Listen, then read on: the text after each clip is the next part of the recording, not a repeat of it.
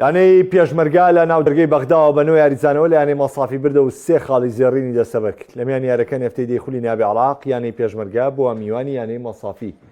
لە نوێ یەکەم و یارەکە و لە خوڵێکی 22 جەوەر بە کارتی سوور لە ڕزەکانی پێشمەرگە کرایەدە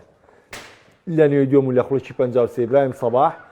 گۆڵ یەکەم و پێشکەوتنی بۆ پێشمەرگەی سلێمانی تۆمار کرد لە خوڵێکی 79 نەجمەدین عوسمان گۆڵی دومیشی بۆ پێشمەرگە زیاد کرد لە خوڵێکی 82 یارەکەشدا مەسافی گۆڵ یەکەمی تۆمار کرد و جیاوازەکەی بۆ گۆڵەکەم کردەوە